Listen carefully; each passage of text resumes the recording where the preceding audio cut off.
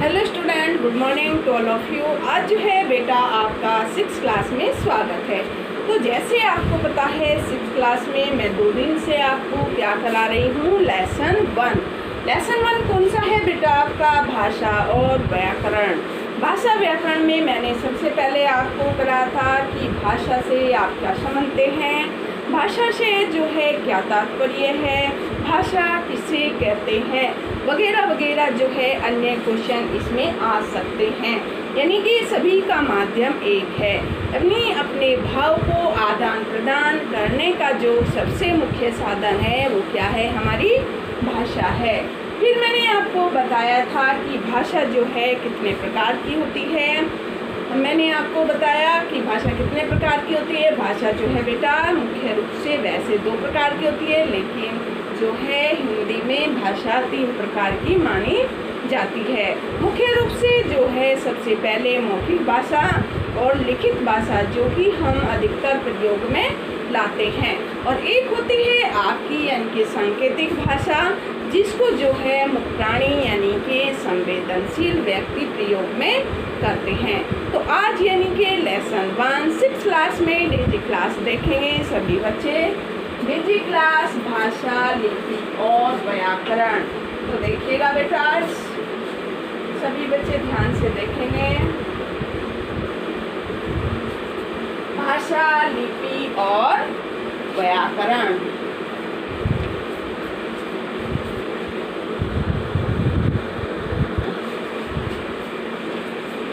तो बेटा आज का विषय है आपका भाषा और व्याकरण। वह समझने के लिए संकेतों का सहारा लेते थे, परंतु संकेतों में पूरी बात समझाना या समझ पाना बहुत कठिन था। इस असुविधा को दूर करने के लिए उसने अपने मुख से निकली ध्वनियों को मिलाकर शब्द बनाने आरंभ। अध्याय पहला, भाषा विचार, हिंदी भाषा और व्याकरण। परिचय। बच्चों, आदि मानव अपने मन के भाव एक दूसरे को समझाने व समझने के लिए संकेतों का सहारा लेते थे, परंतु संकेतों में पूरी बात समझाना या समझ पाना बहुत कठिन था। इस असुविधा को दूर करने के लिए उसने अपने मुख से निकली ध्वनियों को मिलाकर शब्द बनाने आरंभ किए, और शब्दों के मेल से बनी भाषा। परिभाषा। भाषा वह साधन है जिसके द्वारा मनुष्य बोलकर, सुनकर, लिखकर व पढ़कर अपने मन के भावों या विचारों का आदान प्रदान करता है।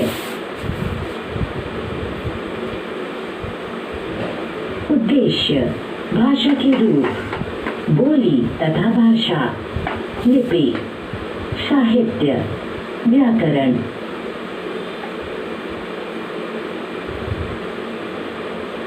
भाषा के रूप। हम बोलकर या लिखकर अपने विचार को प्रकट करते हैं। इस आधार पर भाषा के 2 रूप हैं, 1 मौखिक, 2 लिखित।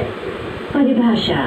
भाषा का वह रूप जिसमें एक व्यक्ति बोलकर विचार प्रकट करता है और दूसरा व्यक्ति सुनकर उसे समझता है, जैसे टेलीफोन, भाषण, नाटक, रेडियो आदि।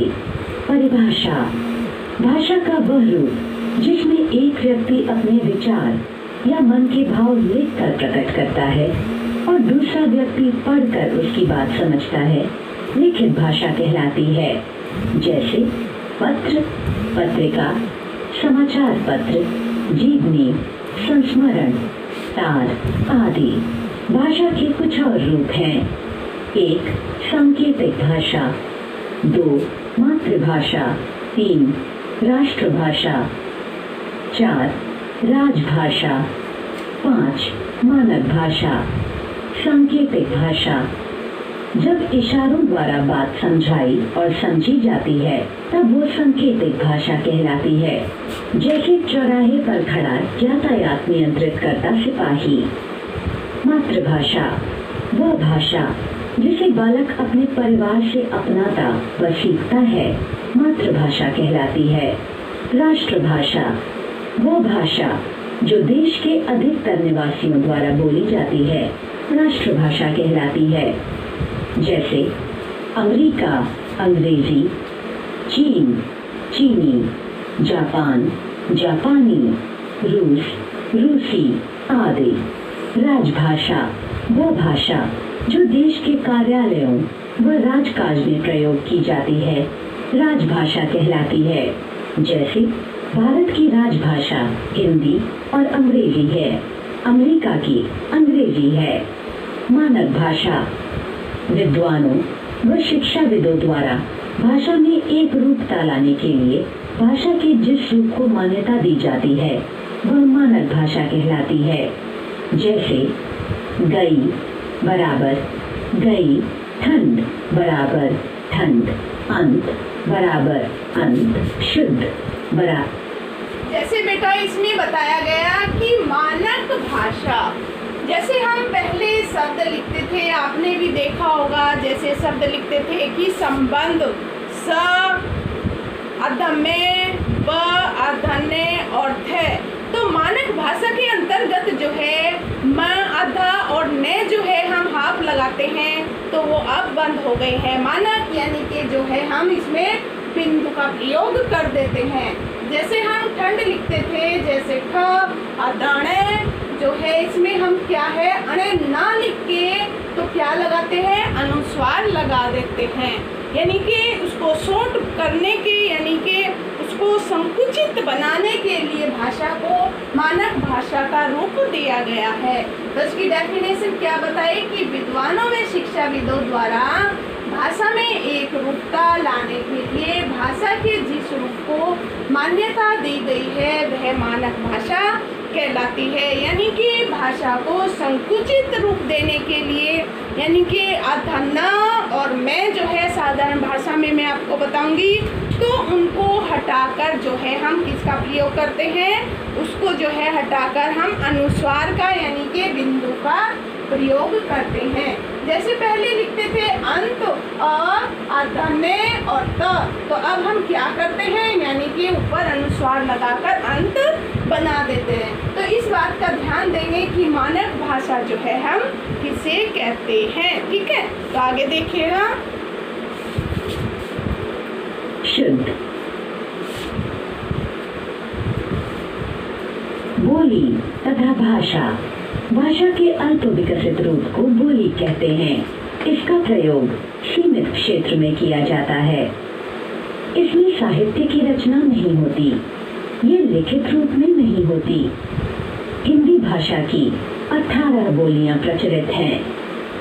इसके विपरीत भाषा बोली का विकसित रूप होती है। इसमें साहित्य की रचना की जाती है। इसका प्रयोग विस्तृत क्षेत्र में किया जाता है। भारतीय संविधान में 22 भाषाओं को मान्यता दी गई है।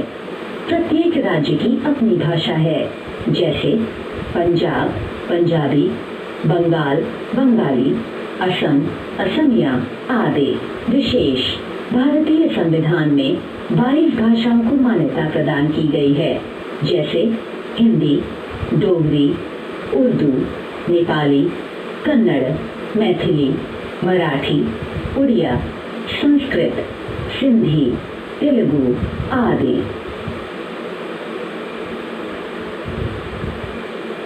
लिपि, प्राचीन काल में जब मानव ने मौखिक भाषा का प्रयोग करना आरंभ कर दिया, तब उसने अपने विचार अन्य लोगों तक पहुंचाने के लिए कुछ चिन्ह अंकित करने आरंभ कर दिए। यही चिन्ह लिपि कहलाई। परिभाषा, मुख से निकली ध्वनियों को लिखने की विधि या चिन्ह को लिपि कहते हैं। प्रत्येक भाषा की अपनी भाषा लिपि होती है। एक से अधिक भाषाओं के लिए एक लिपि हो सकती है, जैसे भाषा संस्कृत लिपि, देवनागरी, हिंदी देवनागरी, गुजराती देवनागरी, नेपाली देवनागरी, मराठी देवनागरी, उर्दू, फारसी, पंजाबी, गुरमुखी। तो इसमें जैसे बेटा आपको बताया है कि प्रत्येक भाषा की जो है अपनी भाषा की लिपि होती है, यानी कि एक लिपि जो है वो कई भाषाओं की लिपि भी हो सकती है। जैसे इसमें देवनागरी लिपि को बताया है, तो इसमें संस्कृत, हिंदी, गुजराती, नेपाली और मराठी जो भाषाएं हैं हमारी, उनकी लिपि कौन सी है, यानी कि देवनागरी लिपि को ही माना गया है। तो अन्य यानी कि उर्दू की, फारसी और पंजाबी भाषा जो है उसकी कौन सी लिपि है, यानी कि गुरुमुखी, और बंगाली की यानी कि बांग्ला। तो देखिएगा लिपि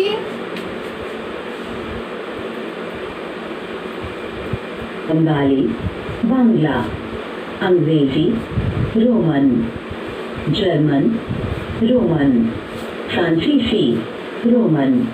अक्षरों की खोज लगभग 6000 साल पहले हुई।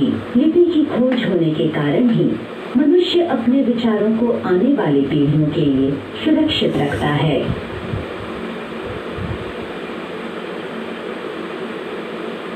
साहित्य सदियों से विद्वानों के विचारों व रचनाओं को लिखित रूप में संजो कर रखा जाता है, जिसके अध्ययन से ज्ञान व जानकारी में वृद्धि होती है। ये रचनाएं अनुभव व चिंतन पर आधारित होती हैं। परिभाषा ज्ञान के संचित कोश को साहित्य कहा जाता है। साहित्य दो प्रकार का होता है, एक गद्य साहित्य, दो पद्य साहित्य। गद्य साहित्य जब विचार साधारण रूप में बोलचाल की भाषा में लिखे जाते हैं तब वे गद्य साहित्य की कोटि में आते हैं। जैसे मैं सदा छोटी ही बनी रहूं और सदा तेरी गोदी में ही सोने को मिले। इस विद्या का उदाहरण है कहानी, लेख, जीवनी, पत्र, उपन्यास आदि। पद्य साहित्य जब अपने विचारों को काव्य शैली में प्रस्तुत किया जाता है तब वो पद्य साहित्य कहलाता है। पद्य को गाया जा सकता है, जैसे मैं सबसे छोटी हूँ, तेरी गोदी में हूँ, तेरा आंचल पकड़ पकड़ फिरूं सदा माँ तेरे साथ, कभी न छोड़ूं तेरा हाथ। इस विद्या का उदाहरण है गीत, कविता, गजल, पद, दोहा, छंद, चौपाई आदि।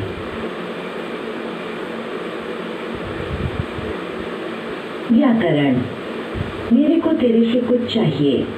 यहाँ भाषा का प्रयोग शुद्ध रूप से नहीं हो रहा है। किस भाषा को कब, कहाँ और कैसे प्रयोग करना है, इसका ज्ञान व्याकरण कराता है। परिभाषा व्याकरण वह शास्त्र है जो भाषा को शुद्ध रूप से बोलना, पढ़ना व लिखना सिखाता है।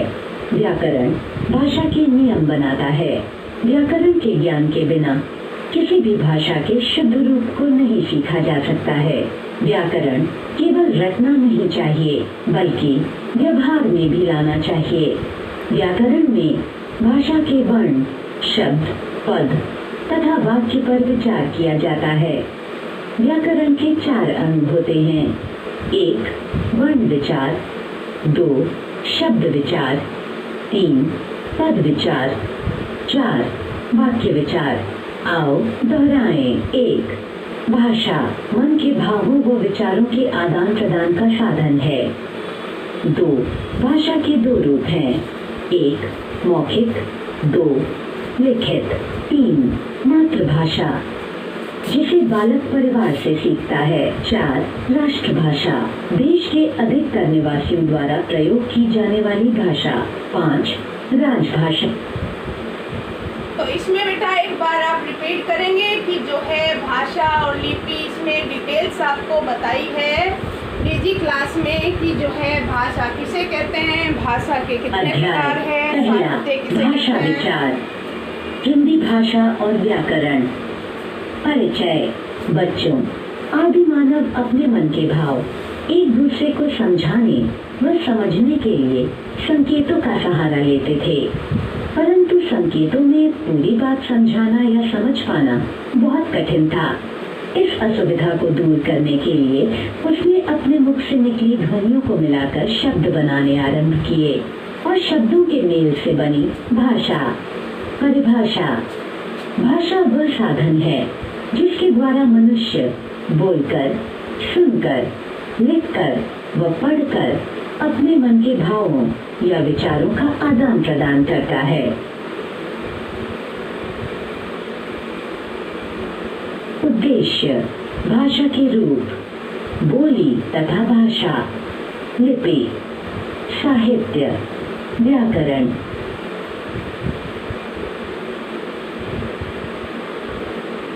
भाषा के रूप, हम बोलकर या लिखकर अपने विचार को प्रकट करते हैं।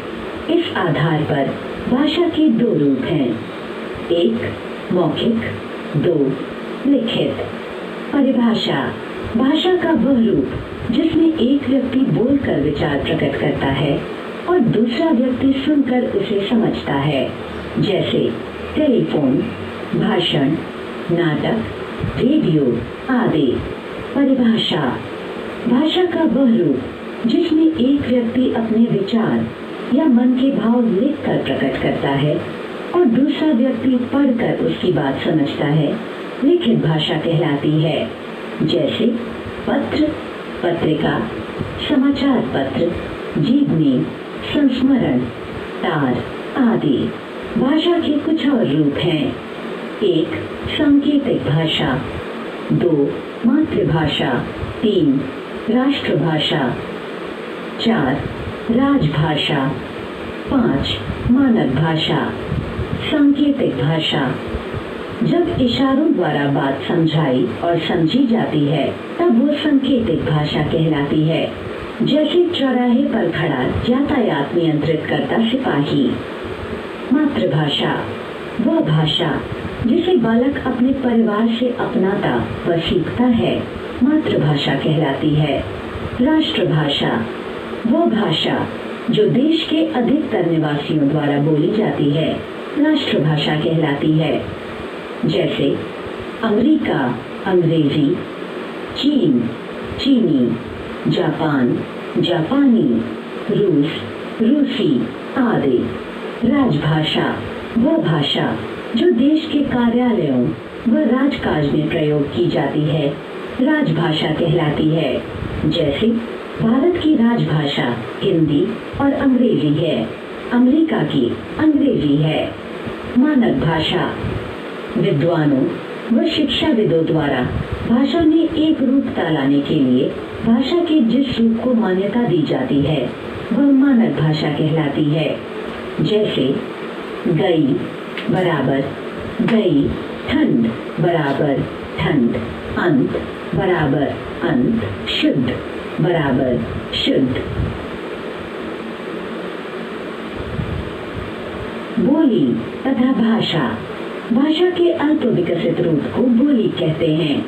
इसका प्रयोग सीमित क्षेत्र में किया जाता है।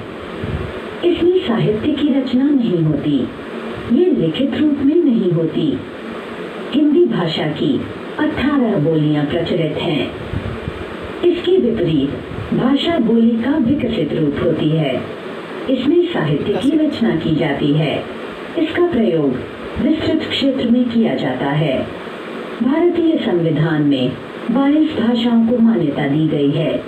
प्रत्येक राज्य की अपनी भाषा है, जैसे पंजाब पंजाबी, बंगाल बंगाली, असम असमिया आदि। विशेष, भारतीय संविधान में 22 भाषाओं को मान्यता प्रदान की गई है, जैसे हिंदी, डोगरी, उर्दू, नेपाली, कन्नड़, मैथिली, मराठी, उड़िया, संस्कृत, सिंधी, तेलुगु आदि।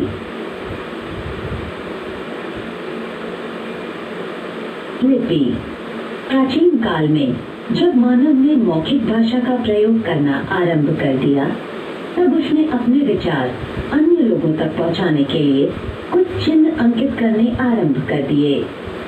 यही चिन्ह लिपि कहलाई। परिभाषा, मुख से निकली ध्वनियों को लिखने की विधि या चिन्ह को लिपि कहते हैं। प्रत्येक भाषा की अपनी भाषा लिपि होती है। एक से अधिक भाषाओं के लिए एक लिपि हो सकती है, जैसे भाषा संस्कृत लिपि देवनागरी, हिंदी देवनागरी, गुजराती देवनागरी, नेपाली देवनागरी, मराठी देवनागरी, उर्दू फारसी, पंजाबी, गुरमुखी, बंगाली, बांग्ला, अंग्रेजी, रोमन, जर्मन, रोमन, फ्रांसीसी, रोमन। अक्षरों की खोज लगभग 6000 साल पहले हुई। लिपि की खोज होने के कारण ही मनुष्य अपने विचारों को आने वाली पीढ़ियों के लिए सुरक्षित रखता है।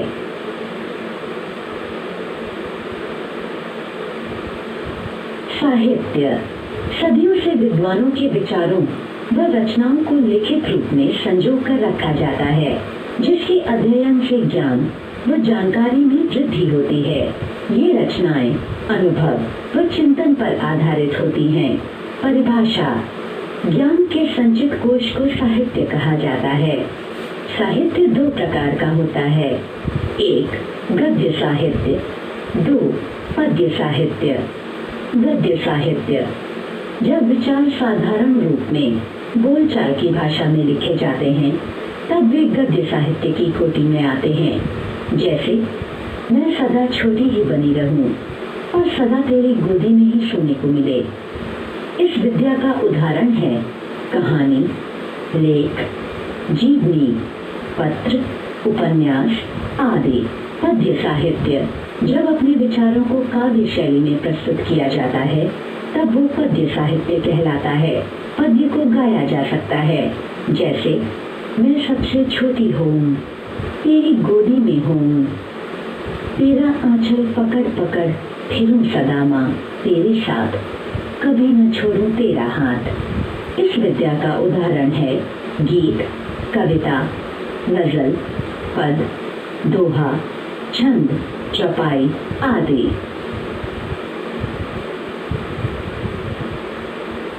व्याकरण मेरे को तेरे से कुछ चाहिए। यहाँ भाषा का प्रयोग शुद्ध रूप से नहीं हो रहा है। किस भाषा को कब, कहाँ और कैसे प्रयोग करना है, इसका ज्ञान व्याकरण कराता है। परिभाषा व्याकरण वह शास्त्र है जो भाषा को शुद्ध रूप से बोलना, पढ़ना व लिखना सिखाता है। व्याकरण भाषा के नियम बनाता है। व्याकरण के ज्ञान के बिना किसी भी भाषा के शुद्ध रूप को नहीं सीखा जा सकता है। व्याकरण केवल रटना नहीं चाहिए बल्कि व्यवहार में भी लाना चाहिए। व्याकरण में भाषा के वर्ण, शब्द, पद तथा वाक्य पर विचार किया जाता है।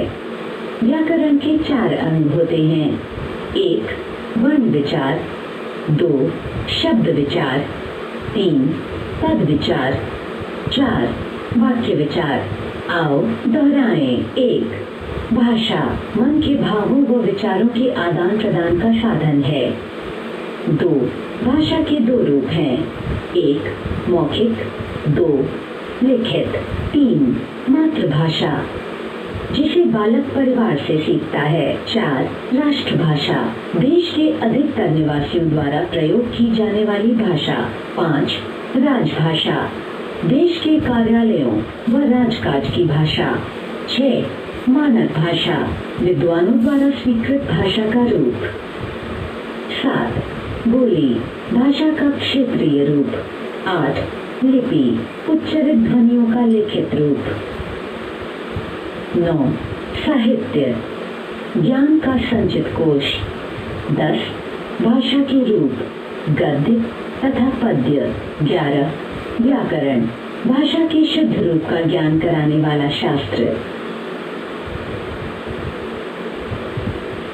आओ दोहराएं। 1 भाषा मन के भावों व विचारों के आदान प्रदान का साधन है। 2 भाषा के 2 रूप हैं, 1 मौखिक, 2 लिखित, 3 मातृभाषा जिसे बालक परिवार से सीखता है, 4 राष्ट्रभाषा देश के अधिकतर निवासियों द्वारा प्रयोग की जाने वाली भाषा, 5 राजभाषा देश के कार्यालयों व राजकाज की भाषा, 6 मानक भाषा विद्वानों द्वारा स्वीकृत भाषा का रूप, 7 बोली भाषा का क्षेत्रीय रूप, 8 लिपि उच्चारित ध्वनियों का लिखित रूप, 9 साहित्य ज्ञान का संचित कोश, 10 भाषा के रूप, गद्य तथा पद्य। 11 व्याकरण, भाषा के शुद्ध रूप का ज्ञान कराने वाला शास्त्र। तो इसमें बेटा आज आपको 6 क्लास में बताया है कि भाषा किसे कहते हैं, भाषा कितने प्रकार की होती है। और जो है इसमें मैंने जैसे आपको क्लास में भी बताया था कि मातृभाषा, जब बच्चा स्टार्टिंग में शुरुआत में छोटा शिशु होता है तो वो अपने परिवार से, अपने मम्मी पापा दादा बाबा से जो है सीखता है। क्या सीखता है? मातृभाषा सीखता है। जैसे शुरू में बच्चा बोलता है पापा पापा, तो इस तरीके से जैसे वो बड़ा होता चला जाता है तो सबसे पहले अपने घर से, अपने परिवार से, दादा बाबी जो है दादा दादी से और मम्मी पापा से, अपने बहनों भाई से, और जो है ये भाषा सीखता है जिसे हम क्या कहते हैं? मातृभाषा। यानी कि जो है इसमें बताया राष्ट्रभाषा किसे कहते हैं, राजभाषा कौन सी होती है, मानक भाषा से क्या तात्पर्य है, बोली किसे कहते हैं, जो एक निश्चित प्रांत में ही बोली जाती है तो उसे हम बोली कहते हैं, क्योंकि ये सारे राज्यों में विकसित नहीं होती, एक सीमित क्षेत्र में ही विकसित होती है जिसे हम बोली कहते हैं। तो लिपि यानी कि उच्चारित ध्वनियों के लिखित रूप को हम जब हम मात्राएं लगाते हैं व्यंजन पर, शब्दों पर, तो उनको हम लिपि कहते हैं, जो चिन्ह लगते हैं। साहित्य यानी कि साहित्य का जो है संचित कोश यानी कि इकट्ठा कोश जो होता है उसे हम साहित्य कहते हैं। साहित्य के जो है 2 रूप होते हैं, गद्य और पद्य। जैसे आप सभी को पता है व्याकरण से क्या तात्पर्य है, भाषा को जो है हमें शुद्ध करना, शुद्ध लिखना, शुद्ध लिखने के ढंग को सिखाना, बोलना सिखाना व्याकरण ही सिखाता है। आज की क्लास में इतना ही है। Nice day.